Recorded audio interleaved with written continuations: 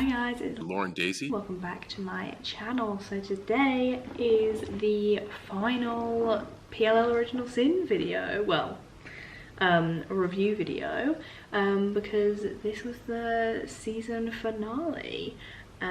So we had 3 episodes come out today, 8, 9 and 10.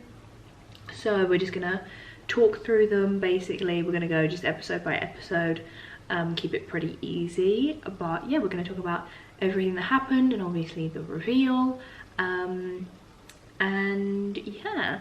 Doesn't the jumper that I'm wearing, I mean I'm still wearing it now, but doesn't it just look so much like the one that Alison wears when she proposes to Emily?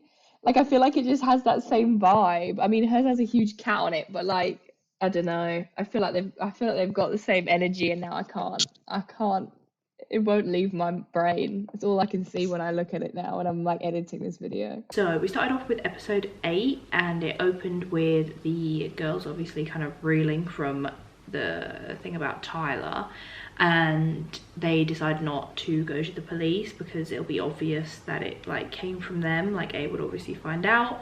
And Tabby and Imogen share their assault story, which I thought was really great to see the support system and to see that the other girls just supported them right from the get-go. There was a lot of love there. We don't see them together all that much. I think we definitely got most of that kind of group content in these last 3 episodes, so I think that was really nice to see them kind of as a unit, and see their kind of depth of friendship a little bit more. So then finally Sydney got her gift. She was the last of the mums to get one, and it was Angela's copy of the Scarlet Letter, with a note saying silence kills. So it's kind of what I was thinking the whole time, that Sydney was the nicest out of the group. She did seem to show some kind of remorse, kind of a Hannah sort of character. I think it was Hannah, you know, with the Jenna thing where she was the only one to really say maybe we shouldn't do this. I think she was definitely the only one to show a little bit of remorse and seemed to be kind of Angela's friend. Obviously not really, but she obviously dealt with it quite hard as well, whereas it seems the other mothers kind of just like pushed it to the back of their minds and forgot about it, whereas Sydney obviously would go. We saw her go to where Angela died to kind of like pay her respects and things. So her kind of role in it all was not saying anything rather than having a specific thing that she did to Angela, like how the other girls did. So then they go back to Crazy Joe, and he's really surprised when they tell him that they know about Angela's assault. I think he was assuming they would go to Radley and it would be kind of a dead end. They wouldn't really find anything. And he says to Imogen, he's like, you need to drop this. Like, you need to stay away from this. Stop snooping around. And I kind of got the impression that that was out of fear and not out of guilt. At no point did I really think that he was but it seemed kind of like whoever was kind of doing these things was kind of threatening him as well. Seeing Farron like doing the swimming like with the little nod to Emily, and I just thought that was really cute. I thought that Sean kind of immediately defending all the football guys was a little bit weird, because at the end of the day, if they have done something, they're probably not gonna say it, or usually, you know, it'll be people that you don't expect or your friend or someone like that. So I did think he was a bit kind of like standoffish about the whole thing. It was a bit weird to me. And then Kelly kind of seemed to show a little bit of remorse, well, quite a bit of remorse, when Imogen told her what had happened. So I do genuinely think after these episodes that Kelly is Kelly, unless they're maybe setting it up for a plot twist in season 2, but it would kind of seem a bit weird now after all this for her to be Karen. I think that was more of a red herring kind of thing and more of a imposter syndrome kind of deal. Then Tabby was kind of struggling with getting her film project shown. They said that the topic, which obviously was assault, was too like kind of graphic and too intense for them to show, which the whole thing was kind of infuriating with the principal, because he kind of said like, oh, it's just not really, you know, it's obviously awful that these things happen, but we can't show it in schools. And Tabby was like, well, these things do happen, and you know, women deal with these things all the time. Kind of like, who are you to tell me that I can't express my feelings about this issue and kind of raise awareness and show through a female perspective, rather than, you know, all these movies and TV shows where it's always kind of been depicted through the kind of like male lens, especially in a horror movie sense, which is obviously what Tabby is invested in. So Chip asked Imogen to spend Thanksgiving with his family.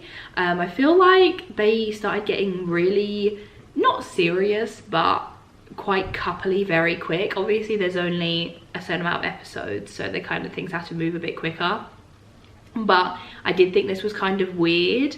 I initially thought, you know, that I said in my previous video that it could have been kind of sweet that he was being so supportive, but it all seemed also weirdly intense in these episodes, like him asking her to come over for Thanksgiving, and later on in the episode he goes to a nurse's appointment with her, you know. Obviously we see in the later episodes, I'm kind of going to talk about things as they happen, and then at the end we'll kind of like look back on stuff, but I think it all was very, yeah, it all was very quick and very weird. This was kind of something, yeah, that I started to pick up on again, where I was like, I think my initial gut feeling about Chip was kind of coming back a little bit, and the cuteness of their relationship kind of clouded my judgment for a little while. So their plan is to convince everyone in the school to donate to this blood drive, and then they're going to take the DNA from the blood drive and get it tested against Imogen's paternity test, kind of like how I theorized in my last video. From that they'll be able to see if there's a match, and then they'll know if the person that assaulted Imogen and Tabby goes to their school. They're all like volunteering and helping out all the girls, and Noah asks Sean to make sure that all the football team donate blood, because they're kind of their biggest pool of suspects, right? And he says that the boys probably won't do the blood drive because they take performance enhancing drugs. What did I say? They take performance enhancing drugs, and even though it's not a drug test, they just don't want to be at any kind of risk of getting caught. So Noah asks him if he is taking any of these, and he insists no, that I'm not, so I will donate blood. So she goes to the girls and she has a different idea. She says, let's just swab things from the changing rooms, which was so gross, when they were like pulling their hair out the drains and like all that stuff was gnarly. And that way they'll be able to tell, okay, did they come specifically from the football team because that's where that DNA came from, or if there's a match, did it come from the blood, which means that it is someone who is not on the football team but just someone at the school. So the mums have a little mum meeting again to basically say, look, our daughters aren't letting this shit go. They keep asking, and Farron's mum, I think her name's Corey, basically says, you know, I think that Imogen and Tabby are the ringleaders here, Sydney, so you need to sort this shit out. Deflecting blame again, Corey. And they're all like, oh, you should just snoop. Like, and Mouse's mum is like, yeah, just snoop, that's what I'd do. Like, no, this is not good parenting. But anyway, so that kind of gets into Sydney's mind, and she overhears Tabby and Imogen talking. And Imogen had gone to the soup kitchen with Chip because that's what she used to do with her mum on Thanksgiving, and she remembered that her mum had this altercation with this older woman where she had yelled at her, and then Davy had made them go home, and she believes that that was Rose Waters, which means that she should still be in Millwood. And obviously Sydney overhears this and is like, oh shit, okay, they're really looking for this lady. Meanwhile, we had Ash and Mouse. They were talking, and Ash was talking about being trans and being adopted, and I just thought it was a really sweet moment. I thought it was really nice the way that it just flowed into the episode, and it was just so positive. Like, it was such a positive and supportive conversation, and he was talking about how his parents had always supported him, and I just thought it was such a nice light to put on the trans community and also the LGBT community in general. I just really enjoyed that kind of representation. Again, very positive, just showing that he has a good support system and a very, you know, nice, welcoming family, and he's also adopted as well, and there was a positive light on adoption and everything like that. I thought was just really well, especially in a show that is very dark and deals with a lot of dark themes and a lot of kind of hard going topics. OG PLL definitely did not handle their kind of trans storyline in a good way. I think that is definitely very known. To make Charlotte into the villain and almost make her story, you know, very much her kind of like villain origin story, I know definitely didn't sit right with a lot of people, rightly so. So I did just enjoy that. It was just a very sweet conversation and very positive and lovely representation. I thought the girls going clubbing together was so cute. It was such a vibe. I love a girls' night out. And to see them actually like have fun and enjoy themselves, I thought was really good. I think if there is going to be another season, I definitely would like to see more of that. This season was very drama filled, which I did enjoy. But yeah, like I said, I would like to see their friendship develop more, rather than just every time that they talk to each other. They kind of slip things in, like, you know, they'll talk about their relationships and stuff a little bit. But I think I would like to see definitely more of that, instead of it being kind of so drama filled with them all the time. Sydney kind of has a bit of a flashback and remembers the night of the bonfire pie, where she remembers like Tabby coming home, and she's kind of starting to connect the dots, I think, a little bit. And so she starts to go snooping through her room, and she finds the videos from the gym, from the boys' locker room on Tabby's laptop, and she confronts her about them. And, you know, Tabby's like, we never talk properly, so should we just talk? Like, we do the niceties and we do all that kind of stuff, but why don't you just actually ask me? Like, if you have something you want to say, just say it. And she doesn't say anything, and Tabby obviously gets annoyed and goes upstairs. So I think you kind of see why Tabby doesn't really want to tell him about these things, because Sydney's obviously presented as the kind of best mum of the group that we're given, but we're starting to see now that she maybe does all the good things or says the right things on the surface, but she doesn't actually connect and talk to Tabby in the ways that she should, and they don't have that kind of deep bond that it seemed like Davy and Imogen had, which obviously is interesting because Davy is presented as the most evil of the mums, whereas Sydney is supposed to be the nicest, but she has a better relationship with Imogen than Sydney does with Tabby. Also, them letting Karen come on the night out I thought was sweet. I really did not think that they would be able to kind of redeem Karen for me. Kelly, oh my god, these two. I think slowly they are. I think obviously Kelly was presented as the nicer twin from the get-go. I think Karen definitely would have been harder to redeem kind of as we go through, especially these last few episodes. I think she has kind of like a Mona air to her, where Mona obviously did this horrible thing being A, and she kind of had to earn the girls' trust back, and she becomes kind of like an honorary member of the Liars.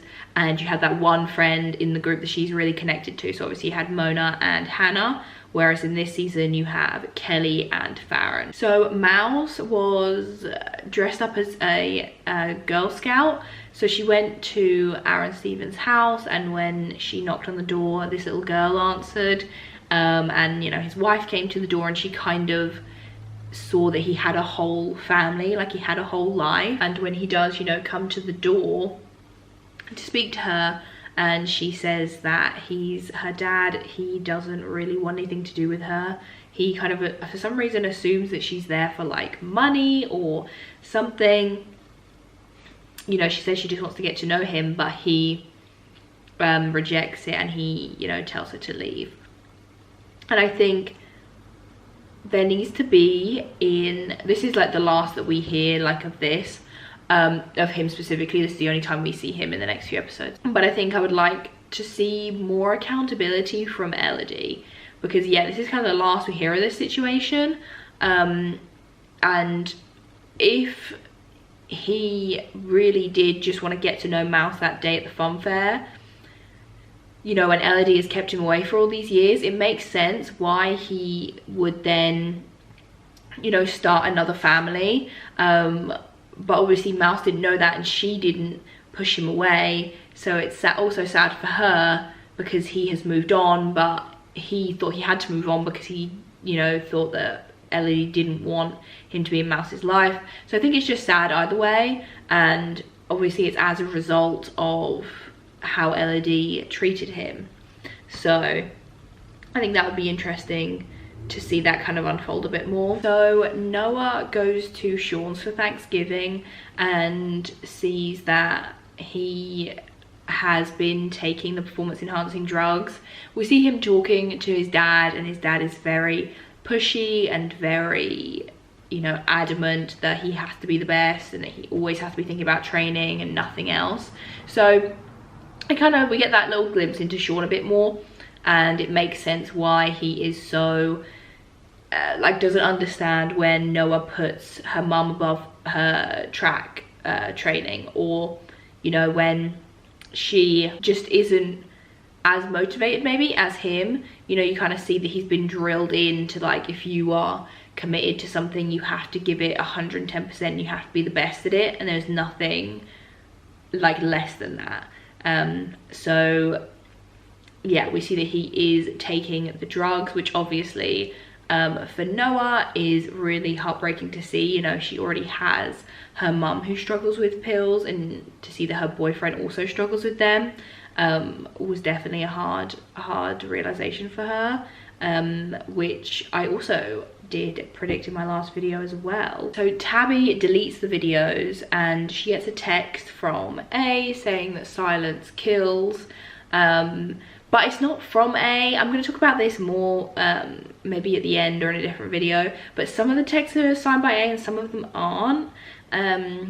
But yeah, so it says silence kills, which is the same as the one that Sydney received. And then Tyler's dad actually shows up and basically accuses her of hurting Tyler, and that he's obviously still missing. She knows that he is dead, and in that moment it kind of seems like maybe she might say something, but with A, it's just not worth taking that risk. So Mouse actually messages Steve. So Steve was the guy who she was helping kind of like grieve for his daughter, you know, and I think because her dad didn't want to see her, but Steve, you know, kind of treated her like a daughter and was so desperate to see his daughter that I think it was kind of like the reverse. So before, when they, you know, had met up, it was her trying to help him with his grief and console him, whereas now it's kind of, yeah, reversed, where he and his, you know, paternal instincts or whatever it is, and his way of treating Mouse, she now wants, because she isn't getting that from her real father. So she can kind of, again, play pretend like how he was with her, to kind of fill that void a little bit. So Imogen managed to find Angela's home address through the school files, and she goes to the house, And tell me why she does this shit by herself. Why does she do this? She's literally like 8 months pregnant and she is going to abandoned houses by herself. Like, just bring somebody with you. I'm sure someone would be happy to join you. But anyway, so she goes and she finds some real weird shit. Okay, you ready for this? So she finds the A mask, obviously. So this is kind of where A has been hiding out. It's not the layer that we saw previously at the school. It doesn't look anything like that. There's no evidence or pictures or anything like that, but the mask is there. And there's also a cage, like a cage that would fit a human. And the bed has like rope restraints on it. So she's kind of like, what happened here during Angela's childhood? Like, this is all very, very intense and very strange. So then Joe comes in and is like, you know, you should have stayed away, and chases her with a knife. Like, it just seems to escalate a little bit quickly. Like, Joe, was the knife really necessary? Are you actually about to stab a pregnant teenager right now? Like, I don't think it's worth whatever you're doing here. But anyway, so then Imogen is running around this house being chased by Joe, and she opens the door and there is a corpse on the bed, and she's like, oh my god, this is next level, and manages to get past Joe and run out of the house. Also, this is a side note, but I think them being able to swear makes this show feel so much more like real and authentic. Like, in this kind of situation, you would swear.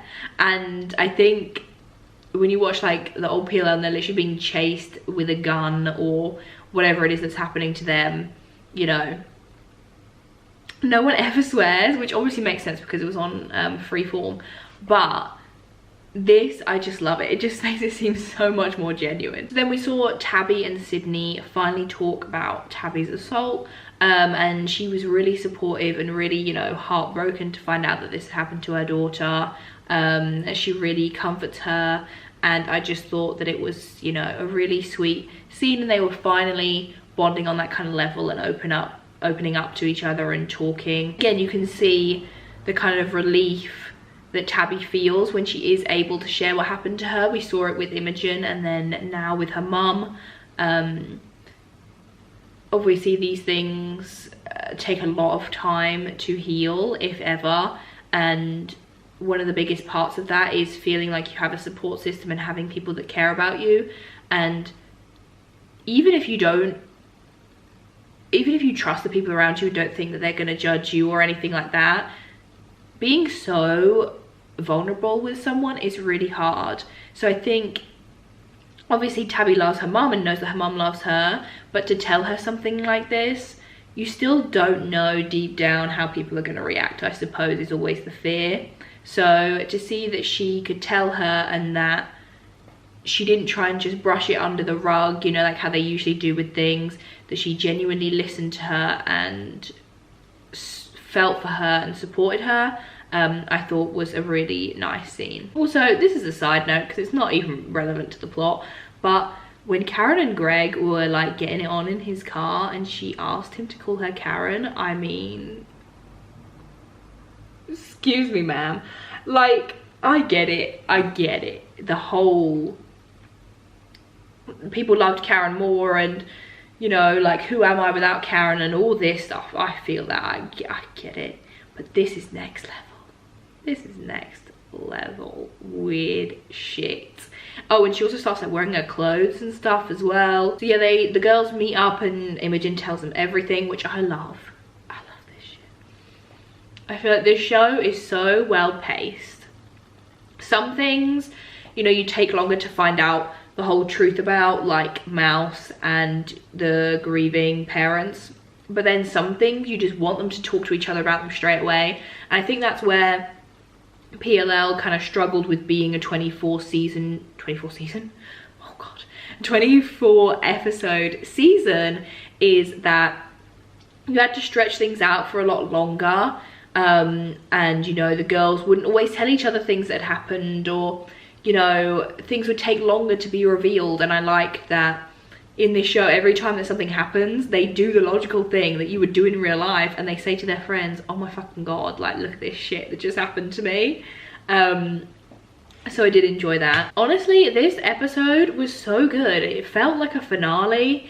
Like, it had that kind of energy, it had that kind of pace, it had that kind of drama. And I thought it was really, really good. So the kind of last part of episode 8 was the girls decided they were going to go back to the Waters house and confront Crazy Joe. And you know, they're assuming that he's A. Obviously the mask was there and everything, and he's not there. So they're like, where would he go? He would go to the train car, which is where he lives.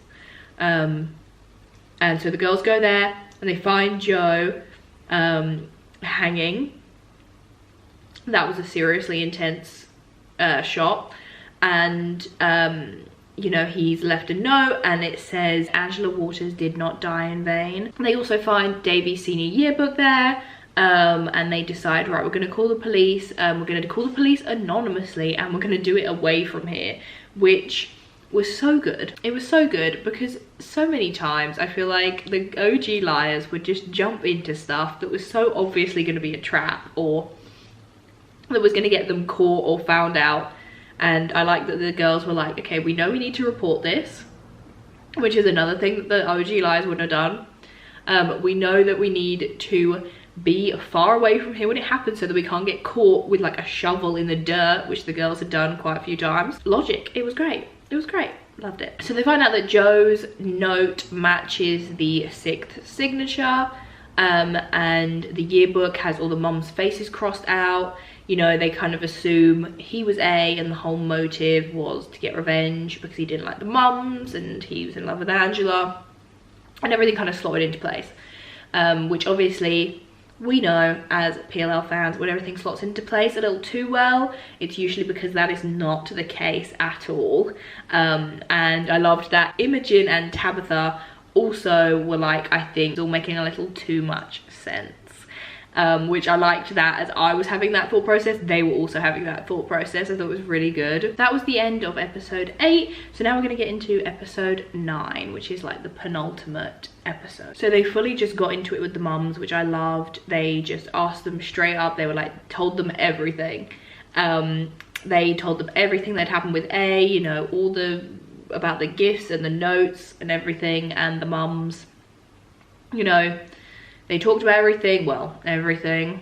The mums like to withhold information, but Sydney says yes, they were bullies, and each of the mums tells their story, which we already saw in the flashbacks, you know, the smoking and the tattoo and the prank with the poo on the door.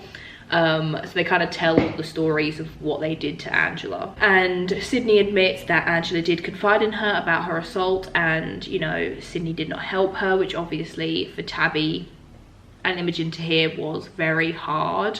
You know, and they're all very, I don't know, it's kind of weird, like they get a bit of a redemption arc, I suppose, and in the last episode, you know, the way they end things, but the mums don't show a whole lot of remorse. I think Sydney definitely does, but they kind of just have this weird approach of, it was a different time, and you know, it was a game to us back then, and she was an easy target. Very kind of downplaying what they did to her. So after they have this chat, Noah's mum Marjorie, she says, this kind of inspired me, I want to get clean properly, but I don't want to go to rehab still. I want to do it at home. I'm a nurse. I know how to, you know, come off of them. I'm going to call my, you know, sponsor and everything, but I don't want you to be here for it. So would you go and stay at Sean's and also cover my shifts at the pizza place? And obviously Noah, who would do anything for her mum, is really happy and says of course she will. She lies to Sean because he's been kind of disapproving of her mum in the past, and says that her mum has the flu, she doesn't want to get the flu because it's track season, so can she stay with him to avoid getting sick? And he says yes. While she's staying there, she wakes up at like 4 in the morning or something, and Sean is doing sit-ups, and she confronts him about taking the pills, And at first he denies it, and then he admits, yes, he is. And, you know, most of the other football team is doing it. And, you know, it's no big deal. And it's like, well, you've got your inhaler. And Noah says that she threw away the inhaler, which I loved. I thought that was so good, because I was worried that at some point that would kind of come back to bite her. But she said that she threw it away because she knew it was wrong. You know, she's like, I can't have two addicts. I would like juggle you and my mum. So can you please stop taking them? And he agrees to stop taking them. Whether I trust this or not, I'm unsure. So we see Farron getting ready for school, and she is about to straighten her hair, and she looks at all her pictures from ballet and puts the straighteners back in, and she goes to school with her natural hair, which is absolutely gorgeous. I really liked her journey from, you know, the very harsh and strict beauty standards of the ballet world to being more comfortable within herself and her individuality, and embracing that and who she is, more than trying to, you know, her mum and Madame Jury, I think her name is, you know, and this stuff. She's been forced into this kind of box and this way that ballet dancers are supposed to look and, you know, are supposed to present themselves, which is the nature of the sport.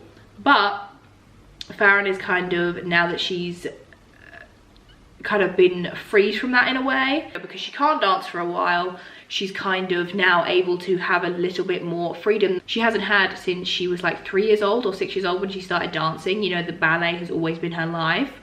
And we see that in her outfits throughout the series. She always dresses in that kind of style. You know, her hair is always slicked back in that ballet bun. And for this kind of first time in her life, she's actually being able to dress how she, as Farron, wants to dress, and what, you know, represents her and speaks to her in terms of her clothes and how she wears her hair and her makeup and everything. Which I just thought was such a kind of beautiful story to tell. And also I think it's very inspiring for girls to see, especially if they're younger watching this. And the fact that she's so excited about it, and she, you know, everyone compliments her, all the girls tell her how beautiful she looked, and she is so excited about it and wants people to notice and wants people to kind of take notice that this is Farron now. And I just thought that was really lovely. We see a bit more as well of Kelly's kind of toxic household. She agrees to do a dance with Henry for Farron. So Farron, because she can't dance, wants to choreograph a piece instead. And Henry and Kelly agree to do that for her, and her mum is not happy. Her dad is so cruel to her, like genuinely so cruel. He says how she is not as good a dancer as Karen, and that he wishes that she slipped up there instead of Karen, which is absolutely crazy. Can you even imagine saying that to your kid? Like, this guy's nuts. So harsh. So I think it's hard, obviously, not to feel for Kelly. I think it is a little bit easier to feel for her as well, like I said, because she wasn't as harsh as Karen. And we do see her kind of trying a little bit to open up. The thing is, obviously, when she tried to kind of open up and be friends with Farron before, ruined it by chasing her and making her think that Farron had done that to her. You know, we had that little stumbling block, but I think seeing her be accepted by the friend group is sweet as well, because she is almost kind of like an Angela type in a way, where she kind of feels left out and she doesn't really have any friends. And it's nice to see that the new liars are better than their mums were, and they aren't shunning her, and they're just accepting her into the group and genuinely being her friend and being nice to her. So I think it's nice to see that even though they were so awful in high school, that hasn't trickled down to their daughters.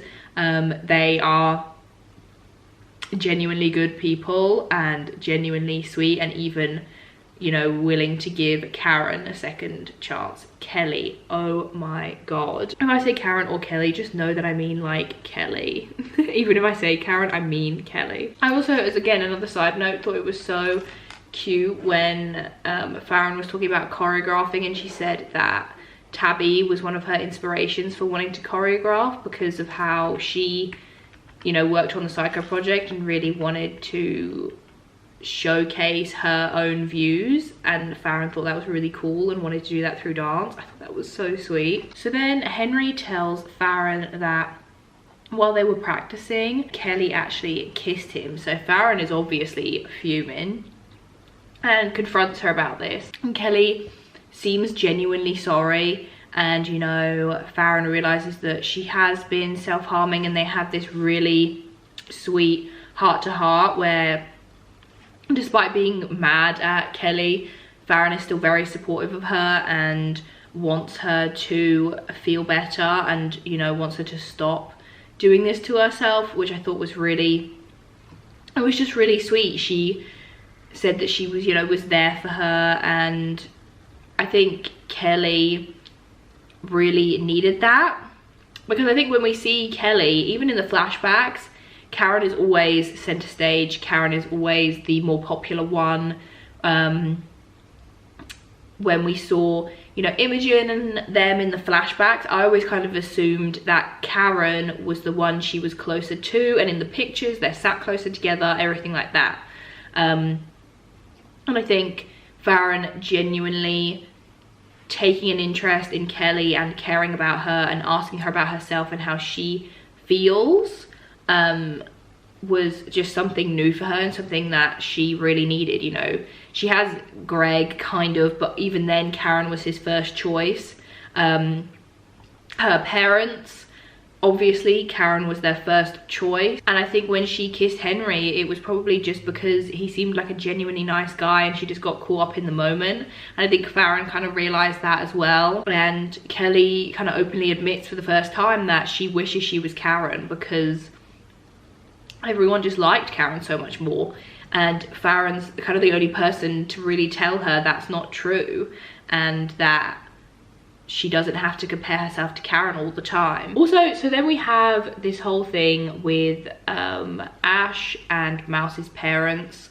So they meet for the first time. Elodie off the bat is very intense. She asks him what it's like being trans in Millwood and if he's ever scared, and Mouse is incredibly embarrassed and is like, I can't believe that, you know, they asked you all these questions, like, I'm really sorry. And then she goes, she takes Ash to meet her dad and takes him to meet Steve. Bless his heart, Ash must just be like, what is going on? And so it kind of was obvious to me that she was going to ask Steve to be her dad, like to meet Ash, because she'd already told him that this was her dad when Steve was at the bowling alley. Yeah, it was all just super weird. And then he got a phone call, and I assumed that he, on the phone, either it was like A or something telling him something bad about Mouse, or he was finding out that Rachel was alive or something like that, and that was why he said don't call me dad, because he was like, you're not actually my kid. But more on that later. So Noah's putting the rubbish out on her pizza shift, and the dealer that we saw Marjorie buying from comes up to her and basically threatens her, saying that her mum owes him money, and Noah's like, fuck off, no she doesn't. She doesn't want any more drugs. And Sean comes into the pizza place and realizes that she's working, and he's like, why aren't you at track? And she admits that she lied, and the reason that she's staying at Sean's is because her mum is trying to get clean. And again, Sean is very judgy about this, but then when she explains, you know, my mum started taking pills because she was in pain all day from being a nurse. Like, it wasn't, she just was taking them to take them. You know, and Sean kind of softens a little bit, and I think starts to see where Noah's coming from a little bit more. And, you know, he kind of reassures her again that he did throw all the pills out, which I'm not gonna lie, if we do get a season 2, I think we're gonna find out that he actually didn't throw them away. But yeah, that's the last we kind of hear about the pills from on Sean's side. So Sydney starts to get real suspicious of Wes. She starts kind of connecting the dots, like, oh, she's working late, or Wes is giving her a lift home, and all this kind of stuff. So she goes, and I think she did very well up until she called him a rapist, and I think that was where she lost me a little bit. I totally get why. I get exactly why she did it and in the heat of the moment, but accusing him was a big step. But I thought it was so good. Round of applause for Sydney. She went in there and she said, stop trying to groom my child. And I said, yes, Sydney, you tell him, because no one is saying anything. She's like, why are you asking my teenage daughter to work late? Why are you giving her lift home? Like, what is all this stuff? And this guy fully admits to this teenager's mum, yeah, I tried to make a move on her once. The absolute chic of it. And I'm gonna talk a little bit about Wes at the end, if I remember. I don't know, it was weird. And he like kind of defends himself. He's like, and she's like, how old are you anyway? Like, yes, call him out. And he says he's like late 20s or something. She's like, are you 30? And he's like, I'm in my 20s, which was weird. Like, it sounded like a lie. Chip overhears this whole conversation, and like, Wes was fucking weird. Like, we all called it from day one. He was dodgy, and whether he was the person that assaulted Tabby or not, he was still dodgy. Like, that doesn't, just because it wasn't him doesn't mean that he's not dodgy. Like, the giving her lifts home and trying to make a move on her is all very creepy, dodgy behavior that should not just be like swept under the rug. So then after this, you know, Tabby talks to her, and she's like, I don't think it's him, like, you need to calm down. And she says, you know, 9 times out of 10, like, it's somebody that you know, like, I'm just trying to protect you. And Tabby says, look, we have a plan to get a DNA match, and when we do, then I'll feel comfortable going to the police. And Sydney says, yep, we'll go to the police. I'll ask Corey, the lawyer, you know, kind of like what our options are, and we'll just make sure we go into this prepared. I love Farron. I love that girl to death. So she goes to the sheriff and calls him out on his bullshit, and it is so good. It's so satisfying. She fully squares up to him. She's not afraid of this man. When she leaves, like, you can see that she like has a bit of a shake. She's like, oh my god, I can't believe I just did that. But it was so good. Do not let them know that you are nervous. Go in there, like, fight your corner. It was so good. I love to see girls standing up for themselves. I do.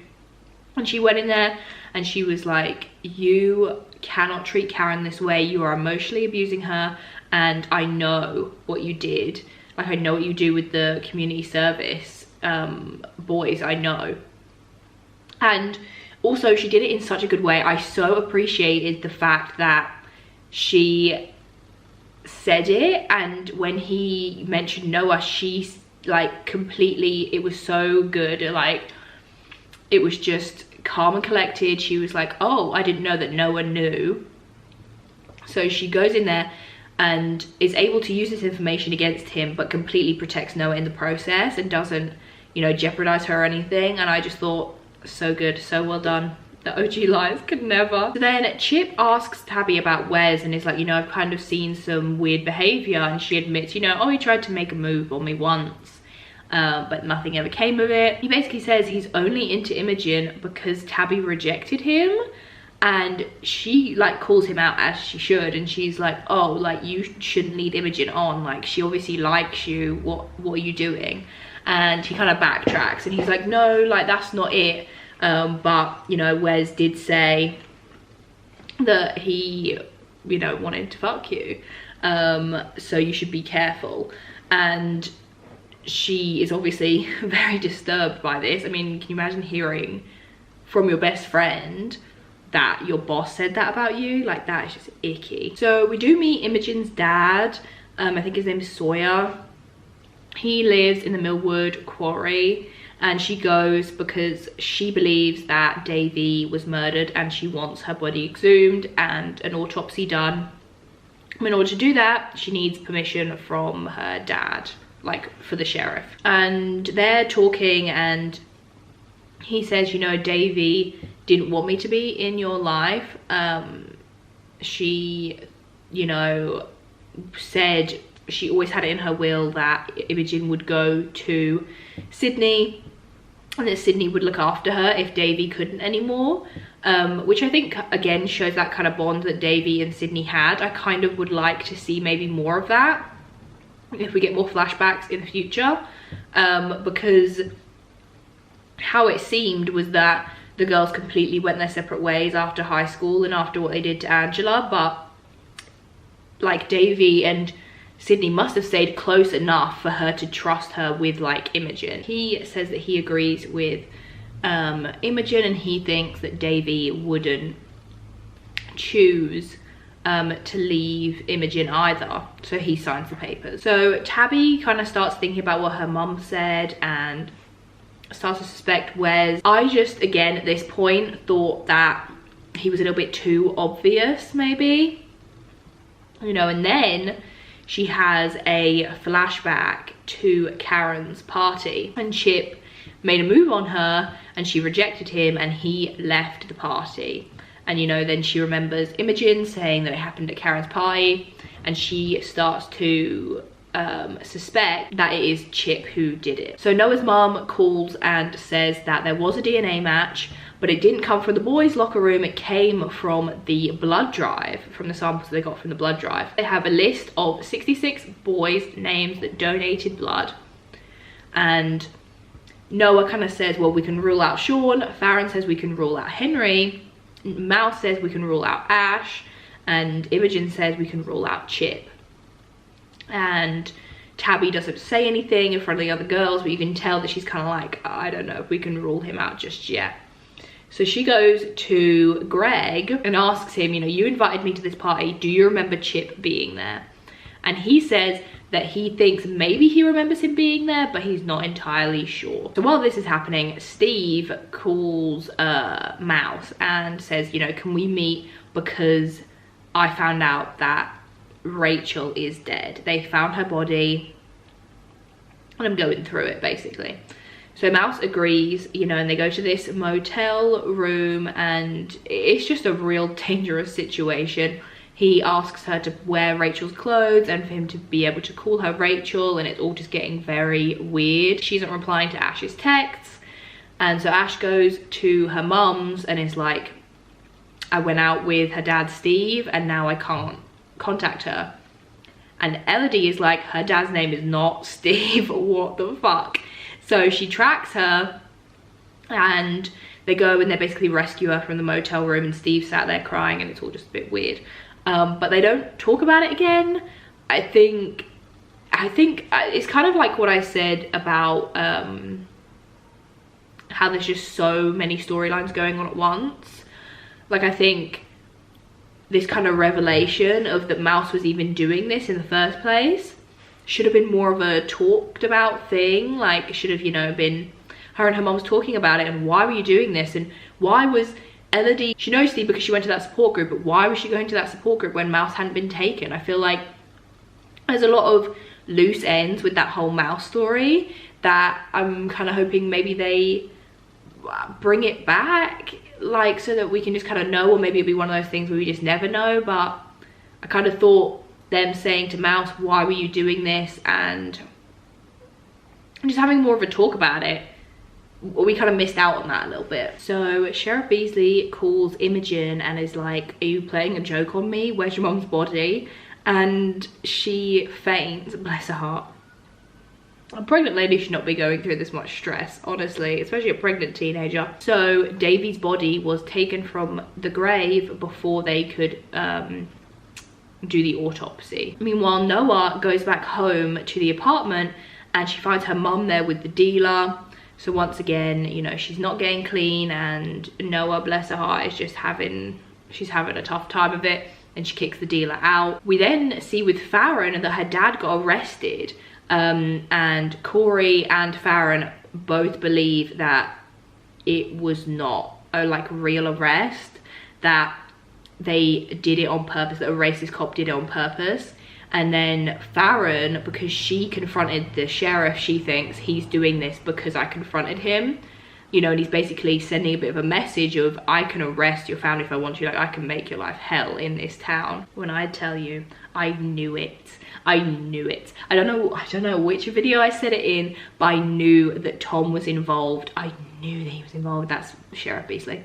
I knew the sheriff was involved. I could just feel it in my bones. I knew he would be the high school boyfriend, like Davy's boyfriend, or at least the person that assaulted Angela. And what do you know, he was both. He was both that absolute scumbag. And this is what I think PLL, like the OG PLL, kind of lost sight of towards the end of the show. Let me explain. I think they got too obsessed with trying to shock the audience, which I totally get. In a mystery kind of show, drama show, you do want those big impact moments, those oh my god. There are very little shows that come close to that Toby turnaround at the Radley. My jaw on the floor, but that's besides the point.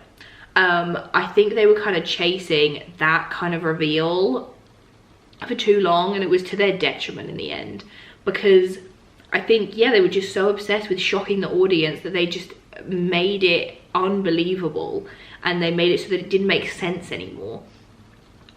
The Alex Drake reveal, horror. That in itself was enough to call Pretty Little Liars a horror TV show. Like, it was someone we didn't even know, like just the oh my god, it's a twin. Like, that wears off pretty quickly when you actually start to think about the logistics and what actually makes sense in this show. Whereas, you know, as much as I love that, I love a good shock, like I love it, but I also love when I've been able to use the clues that they've given me to figure it out. I live for that shit. I was still surprised because I didn't know the whole thing. Like, when we get to the A reveal in this, I had an inkling about these things, but maybe the motive wasn't right, or, you know, I didn't realize this, or I didn't realize these people were like working together. Like, you can kind of have an inkling about things and be able to work things out and be really excited when the thing that you thought was right was actually right. Like, that feeling is so exciting, as much as like being shocked by a reveal as well. I just kind of hope that I go in that same direction of, we need to shock our audience, we need to shock them, just throw something like crazy in when it actually doesn't make sense with the rest of the plot. It's honestly so twisted. You know, Mrs. Beasley says that he did it to prove that he wasn't gay, and Farron, hearing this, because Farron is there, goes to the girls and is like, I've just found this out about Sheriff Beasley. Meanwhile, Imogen finds out from her dad that yeah, Sheriff Beasley was Davy's high school sweetheart and that she dated him. So it was all coming together. And I thought this was really interesting, actually. So I paused to read things because I'm just, yeah, I'm too invested. And his like yearbook bio quote, whatever it is, I don't know, we don't have those here in the UK, says, "A man is least himself when he talks in his own person. Give him a mask and he will tell you the truth. There is nothing in this world more shameful than establishing oneself on fables and lies," which it not only is ironic because that's his whole life is based on a lie, but that's basically what A's motive is, or what A's motive seems to be, is not allowing the mums to build these perfect lives based on lies and to not get away with the things that they did, and using A, like the mask, to bring truths to the surface. So now we're on to episode 10, the finale episode. So it starts off with Angela. We get a flashback to the night of the Y2K party, and she's about to go out, and her mum is awful as well. She blames her for her own assault, which is just so twisted. She says it's because of her makeup and how she's dressing now. It's very Carrie. That's basically exactly how Carrie's mum treats her in Carrie. She tells her not to go to the Y2K party, and it's really sad as well because Angela you know, it's like, oh, I was invited, like my friends, they want me there. And it's really sad because obviously we know they're not her friends. Like, the mums are awful to her, and it's just such a shame. Even after all that, she still wants to believe like the best in them and that they do want to be her friend. Farron's dad was released from prison. He was fine, but he did say, you know, I think it was a message. Meanwhile, Tabby goes to Wes and asks him if he remembers the night of that bonfire party. Well, you know, the night that we showed Jaws 1 and 2 or something like that. And he says, yeah, you and Chip bailed on me. And she says, Chip? And he's like, yeah. This now confirms like that Chip was there, which is what I thought, that's what I said. But then, and this is what was good about it as well, is that in the beginning, I thought it was Chip. I think I said that in my first review, I thought it was Chip. And then I said that I thought maybe, you know, they'd said that he was working, but I wasn't sure if that was a bit of a, you know, to throw us off, and that he'd gotten someone else to cover his shift, which is obviously, now we know what happened. But because they made him into this nice guy and they made him really sweet with Imogen, even I, who thought that he was dodgy, like, was starting to be like, oh, but they're really sweet together and I really hope that he's not, you know. And they reeled me back in. And now we realise, obviously, he is definitely the prime suspect yet again. Trust your instincts, okay? So the girls basically confront their mums again, and are like, look, how could you not tell us about the sheriff? And they were like, oh, well, you know, everyone just thought it was a rumour, and Davey broke up with him after the rumour, so like it was no big deal. Honestly, the stuff they downplay, the stuff that these mothers downplay in this show is just next level. And then Farron talks to Kelly, and Kelly is like, you know, he is just spiraling, like we're basically on house arrest, like I shouldn't even be out of the house right now. And Farron decides to tell her about A, so she tells her everything. Meanwhile, Tabby sits down with Imogen and tells her about her suspicions of Chip, which I thought was really well done. I liked that she didn't wait. I feel like it could have been more of a, like, I think quite a few times in teen shows you'll see that they don't say anything, and then it's when they are with that person that someone runs in and it's like, oh my god, no, like, or whatever. So I liked that Tabby, you know, she kind of had to come to terms with it herself, but then she told Imogen pretty much straight away. She said, look, I didn't want to tell you in front of everyone, I wanted to tell you privately, but I do have these suspicions about Chip. I also liked that Imogen believed her.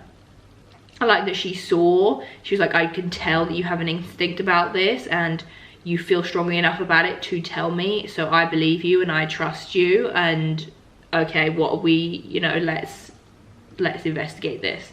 Which, maybe I've just been watching too much Gossip Girl because I've been rewatching it at the minute with my boyfriend.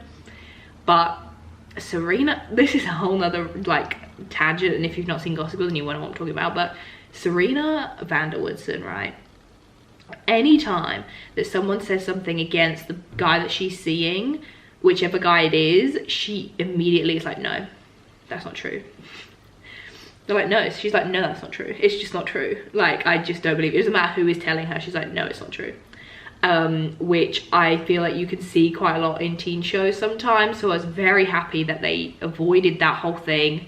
And she was like, no, I trust you, I believe you. And Imogen says, you know, because her underwear was gone, maybe he took it. So if we could find it in his room, which is just so sad. The whole thing was just heartbreaking for her to obviously realize that this guy that she really liked and she thought was being supportive of her could actually be the person that did this to her. So they go to Chip's house because they know he's working and look through his stuff. I thought that the box of horror films, you know, in his wardrobe that depict rape, I thought that was such a like well written like clue. I mean, not really a clue because obviously they find it so they know what it means, but like an indication, I guess. I thought that was really well written. They go to the cinema to confront him, and it was just as heartbreaking as I kind of like anticipated that it would be when I first thought that it could be Chip. They confront him and he denies it, and they not lie, because they did have DNA match, but they obviously didn't know that it was specifically his. You know, they tell him they have DNA proof to try and get him to come clean, and then he does. And you know, I think both Tabby and Imogen didn't want it to be him, because obviously that's her best friend, and now Imogen's, you know, potential love interest. I don't think they're officially boyfriend and girlfriend yet, but I think both of them didn't want it to be him and wanted him to just deny it again. So when he says, you know, they're like, why did you do it? And he's like, well, you rejected me. In that moment, you can see the acting. That is something that I've loved about this show so much. The acting is absolutely incredible. All of them, so good, but Bailey Madison specifically is incredible in this show. She is just unreal. But all of them are so good. But yeah, you can literally see Imogen's face when he actually admits it, and the way that both of them, Chandler and Bailey, their acting is just so good. The way that their faces drop, and you can just feel it. You can feel that, like, oh my god, he actually did it. He's actually admitting it. Because not only is it that heartbreak of knowing that someone that you trusted did this to you, but it's also a weird kind of relief of finally knowing who did it to you, and that you can kind of bring them to justice. But then even that is complicated in itself, and it's just so many emotions all at once, and you know, like, they're just so betrayed. And it was done in a really,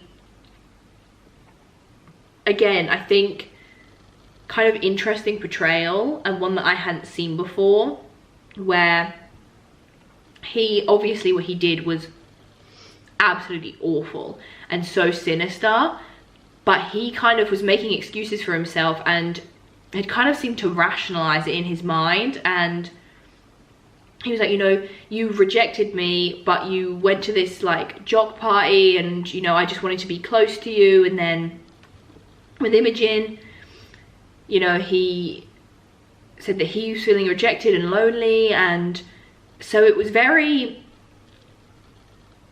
not in that kind of like,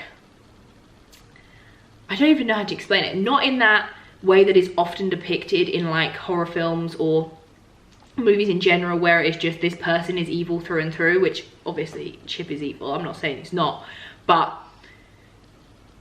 it was, I think, an interesting representation to see him kind of like almost weirdly struggling with it himself, and trying to justify it to himself, and just being so narcissistic and so emotionless and heartless to what he had done to these girls. It was more, he was trying to make himself the victim and be like, well, I felt so bad because you rejected me that I then went and did this. I don't know, I just thought that it was an interesting way to go about it, rather than it turning out that he was just this purely, you know, did it out of anger, and it was just like random, and he, you know, like they were going to confront him, and then he was going to turn into this kind of evil, like, I don't even know how to explain it, but do you know what I'm trying to say? Like, it could have been one of those reveals where they say, and he's like, acts all, you know, cocky, or, you know, doesn't care, and is all very like, oh yeah, I like did it, or very evil in like that kind of sinister, oh, I didn't think that you would find out, or I didn't think you would remember. Like, yeah, it was just different from other depictions that I've seen, and was still able to showcase how what he did was wrong, and how what he did was awful, and what he did to Imogen and Tabby, without making it a true like horror element, I think is what I'm trying to say. You know, there wasn't this really like scary music where he turned into this like brutal enemy, and, you know, was really like aggressive and all this stuff. You know, it was very oddly emotional, and I kind of liked that the show was able to depict assault in a way that wasn't super graphic. They never had to show it. It was always from the perspective of Imogen and Tabby, because they didn't remember, and that sad kind of reality of that, and them going through the motions and telling people for the first time and coming to terms with it themselves and being able to work out who did it and then heal from it and everything like that. I really liked that it was from their perspective and it was always from their point of view, and they were able to tell the story, raise awareness, but without making it very graphic, without making it very horror based. It felt very, this is unfortunately something that happens to women every day and that women struggle with every day, and these are the realities of it, and we are telling the stories of thousands of women through these girls, and we're going to tell it in our way through the female lens. And I thought that it was really well done. I don't think I've mentioned this yet, but I really loved that. I'm pretty sure all of the episodes are directed by women. You know, there's women writers, producers. It is very women-led. It's very strong. It's very brave. It is, I think that's why I enjoy it so much, is because I can feel that female presence. I can feel it in the writing, I can feel it in the directing, and in the way that it's shot, and the way that everyone's dressed, and the way that, just down to every little detail, I feel that, and I love that representation. I love that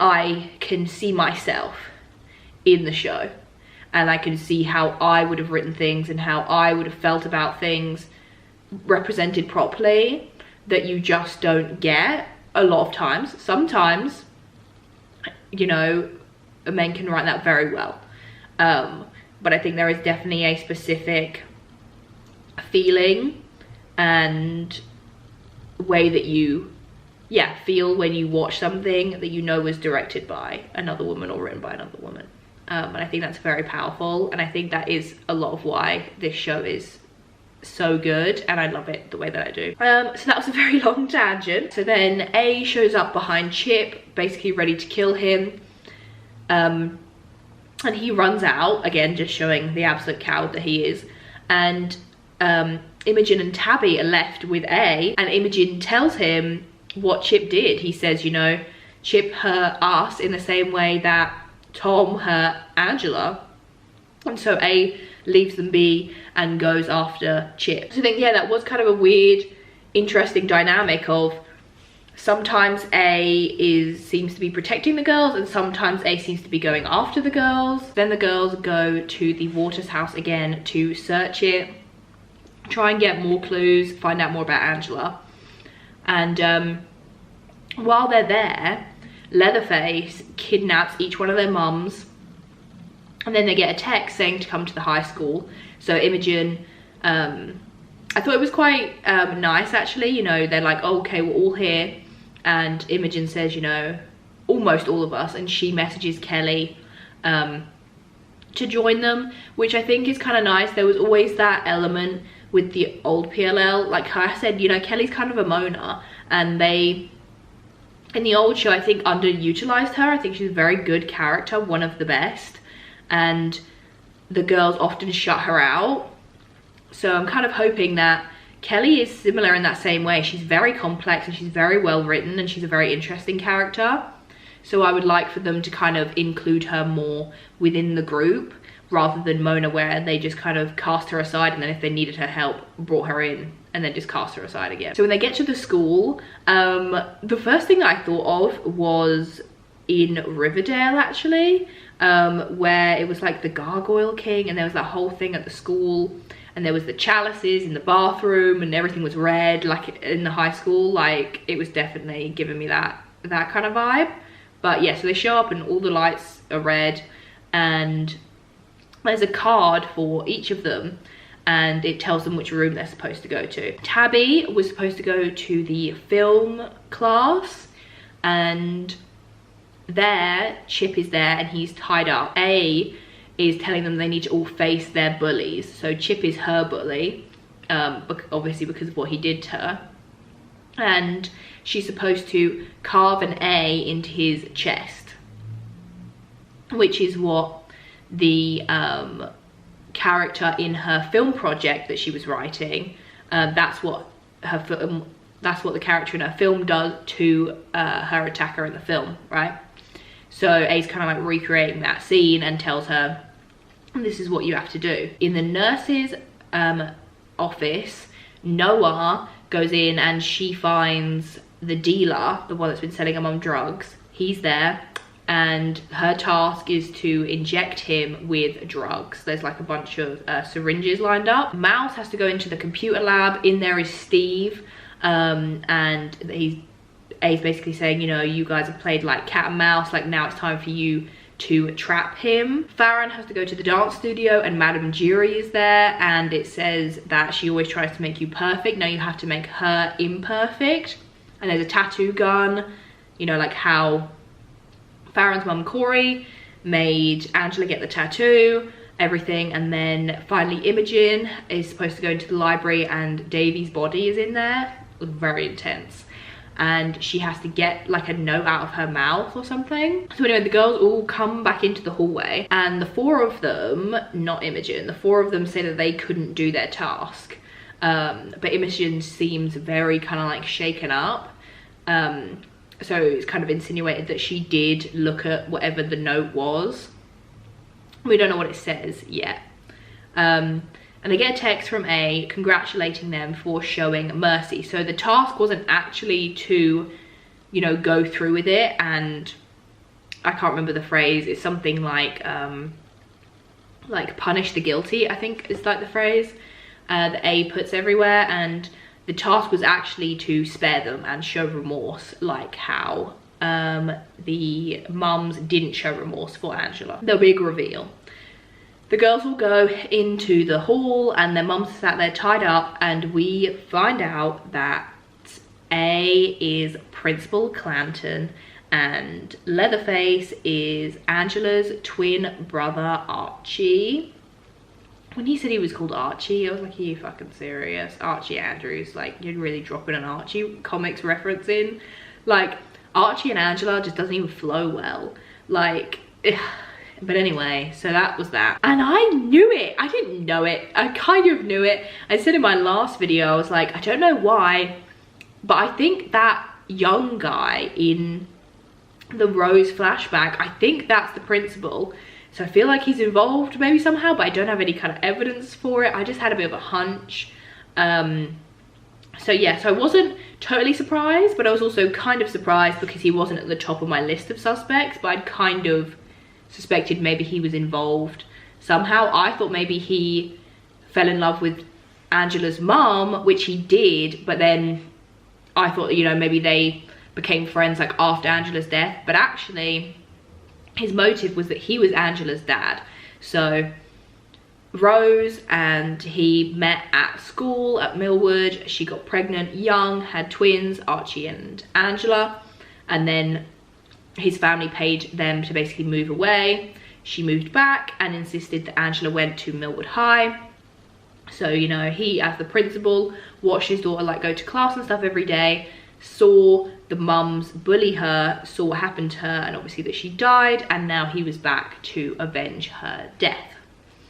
And that Archie had been kind of like kept in the house, you know, kind of an only a mother could love face, I think was what he said. Kind of like the Scream TV series, I think, you know, like with the whole Bran and James thing. Honestly, I thought it was pretty good. I was like they got the shock factor out of me. Like, I'll give them that. So then the sheriff is basically holding Kelly and her mum hostage. And he says, you know, Karen was the only one who ever understood me.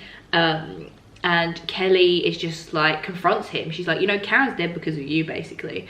You love Karen so much, but what you did to Angela has created this chain effect, and that is now why Karen has died. And she's like, you know, I need to go and help my friends. He basically says that he is going to kill her. He has a gun and he says, you know, you're not leaving this house. So Kelly's mum, Mrs. Beasley, stabs him to protect her. She says, you know, you've already taken one of my babies away, you're not going to take the other, which I thought was good. Finally, Mrs. Beasley was like standing up for Kelly, bless her heart. So Kelly manages to escape. She goes to Greg and asks him to come with her to the school to help the others. So what Imogen found was the missing diary pages, because I thought that, I was like, I don't think they've been burned. I think they're gonna come back. And the diary pages say like erase her loads of times. And Imogen's like, what does this mean to the mum? She's like, what does this mean? And Principal Clanton, that's what he wants as well. He wants to know why Angela killed herself, because he says it's not because of the assault.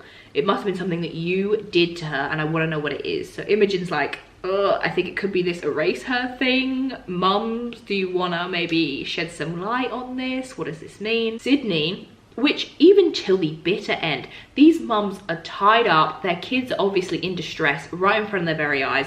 The principal of their school has a gun pointed to them, and they still don't want to own up. Still, Sydney is the only one with the balls to actually say what went down. She's the one that says, okay, this is what happened. So Angela went to Davy and told her about Tom, that he was the one that assaulted her, and she doesn't believe her, which, again, I'm not gonna lie, I'm actually pretty proud of myself for how well I predicted this whole thing. I think I did it in different videos, but across them, I got a good chunk of this story. Like, I think I said that, you know, Angela would have slept with Davy's like boyfriend, and that's why she hates her. And then in another video, I said that I think maybe Davy's boyfriend was Tom. I live for this shit. I want 7 more seasons of this because I love the theories. I love it so much. So anyway, and instead of helping Angela, she blames her for what happened and she takes Tom's side. And she says, you know, we need to get rid of her. We need revenge for her saying that my boyfriend did this. And their revenge was to erase her. Davy told everybody at the school to pretend like she didn't exist, to ignore her, to not speak to her. The one last punishment that Davy wanted was to invite her to the Y2K party, and then again, just ignore her. Or maybe there was a bigger plan. I'm not sure. They don't mention it if there was. That was why she went to the party, because she really thought that Davy was inviting her. So when she gets there, obviously everyone ignores her. And she was crying, which we saw was because of what her mum said to her. Though there's a bit of a time like jump kind of thing. I think I might talk about that in my like predictions for season 2 video, but yeah. So anyway, as far as we know, she has that fight with her mum and shows up to the party all distraught, and no one wants to help her, and then that's when she jumps. So then Principal Clanton tells Imogen that since her mum took the coward's way out, so he's saying that Archie did not kill Davy, that Davy killed herself. And since she did that, since she took the coward's way out, Davy's sins are now passed down onto Imogen, and sends Archie after her. Honestly, it was so tense. Like, she's running away and Archie's going after her. Like, it was so scary, it was so tense. And then, bless her heart, she starts having contractions. She's having her baby. So honestly, I was literally on the edge of my seat. I was like, oh my god. So Tabby, back at the high school, Tabby is like, this is just such a double standard. Like, why are you not going after Sheriff Beasley? Which is what people have kind of been saying from the beginning. Why is A targeting the girls when it was actually their mums that did something bad, and also the person that assaulted Angela? Like, why are they not going after them? And he says that his plan is to pin it all on Tom. That's kind of his master plan. That's going to be his revenge on Tom, is to make it look like he did all of this. Then Greg and Kelly run in, and Clanton shoots Greg, point blank, shoots him right in the shoulder. So he goes down, and while he's distracted shooting Greg, Tabby hits him over the head. We love to see it. Go on, Queen. Save the day. I love that. I love that it wasn't Greg came in and saved the day. None of that. Tabby was there and she did it for the girls. Imogen kind of has this, not vision, but like this memory of her mum saying that she'll always be safe at home. And so she runs back to the house, and A's chasing after her, and she gets in the bathtub, like where her mum died. She gets in the bathtub, and A comes in and sees her through the shower curtain and goes to kill her, and Imogen stabs him. So then he kind of like stumbles out and he's on the floor. Obviously that was not going to be the last of him, so he grabs her ankle, and they are this final battle. Oh my god, it was so intense. Like, A gets a few, like, goes in, and then Imogen does, and then I really was like, maybe she is gonna die. Like, I was like, oh my god. Like, I think that's kind of the drama and the excitement of these kind of shows where you only see one season and you don't know how the writers are going to approach it, because by the end of Pretty Little Liars, you knew no one was going to die. You knew that everyone was safe. Everyone that you cared about basically would be safe. They wouldn't kill them off because the fans loved them so much. Whereas in this, they didn't know which characters were going to be fan favorites. They didn't know who was going to be liked, who wasn't. They kind of assume, but you never really know. Also, I think there's a lot of cancelling nowadays of shows. There's a lot of shows that don't make it past the first season, so you kind of really have to pack everything in the first season. And because they don't really have any fan loyalties to any characters yet, they could have fully killed them off, or like I said, you know, made them anything like that. So I was kind of like, oh my god, this is getting intense. And yeah, she manages to get him and stab him, and the girls run upstairs and they find her. And yeah, so then we have a bit of a flash forward kind of thing, and Imogen has had her baby. She's in the hospital, she's had her baby girl, and the baby girl is happy and healthy. We find out that Chip was arrested, and so was Principal Clanton. So he's not dead, he's just been arrested, so potential for a return from him. And that Archie and the sheriff both survived their stab wounds, and they're in the hospital with them as well. Even though, you know, Davy, we saw her being pretty awful, it did make me kind of emotional, like watching all the happy memories of her and Imogen, and it's just kind of sad that Imogen now has to go on without her forever, because obviously Imogen had such a positive view of her and genuinely believed that even though she was like that in high school, that she did genuinely change. And yeah, I just thought that was really sad. Greg lived as well. Greg's fine. We go forward to Christmas, and honestly, it was giving me such like PLL Christmas vibes where like everyone's all together.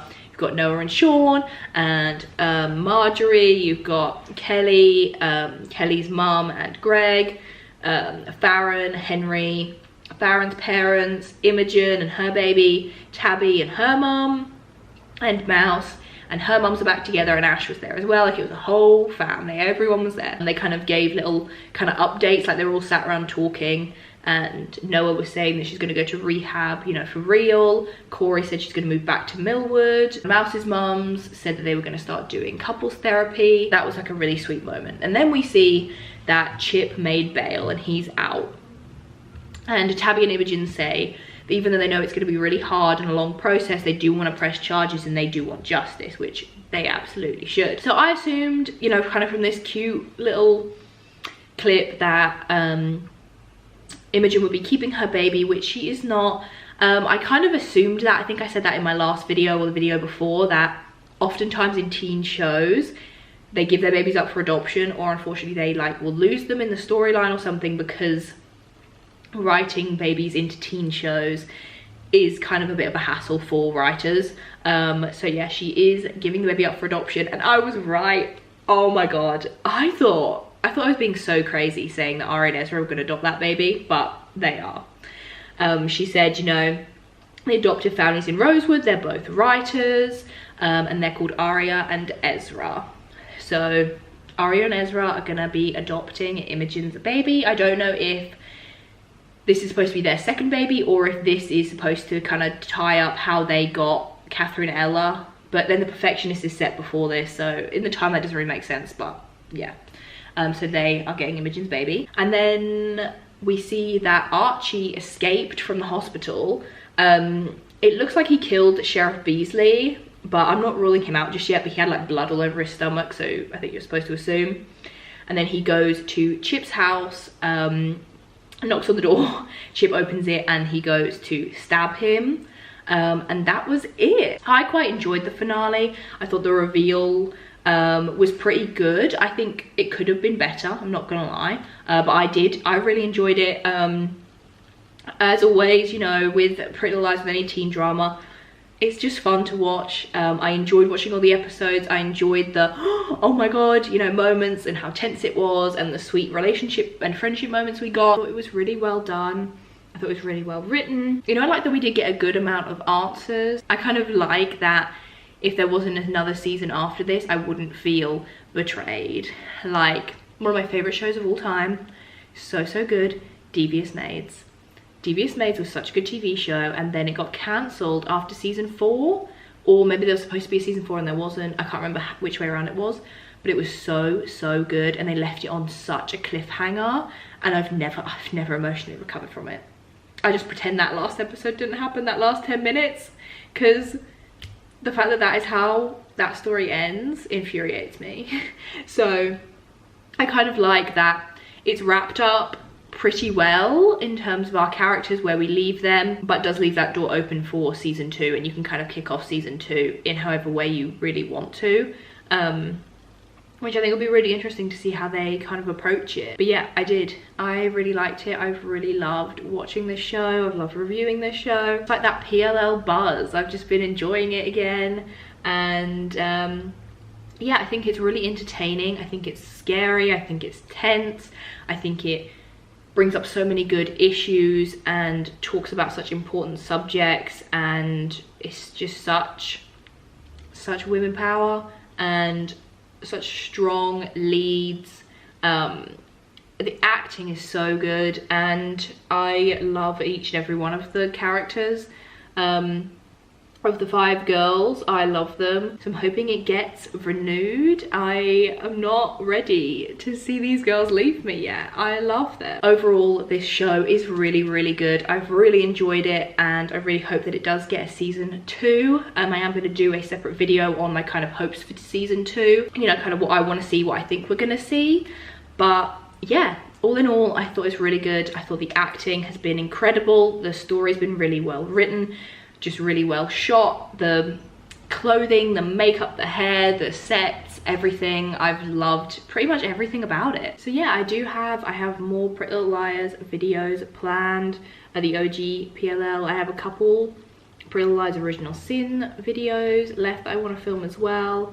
So yeah, I hope you will stick around for those. If this series of videos, the PLL Original Sin videos, is how you found my channel, then please stay. Because yeah, I have a lot more PLL content coming, a lot more TV shows in general. Gossip Girl, 90210, I live for that shit. Oh, I'm gonna miss this show so much. I liked that it was 2 or 3 episodes like each time that it came out, because it made me get really invested when I was watching it, but it also made it go really quickly. That is the nice thing about Gossip Girl, Pretty Little Lies, those like 24 episode seasons, is you don't get that feeling of like, oh, it's over already, you know, like you can really just bask in them and be like, oh, I have so many episodes to watch. But this is definitely one that I think I would rewatch. I genuinely have really enjoyed it. So let me know what you thought about it down in the comments. Who is your favorite after watching the whole thing? I don't know if I could choose between the 5 girls. I really love them all and love them for different reasons. But yeah, kind of let me know what you thought. Did you enjoy the finale? Did you not? Did you like the reveal? Did you not? And yeah, I will see you guys in my next video. Bye.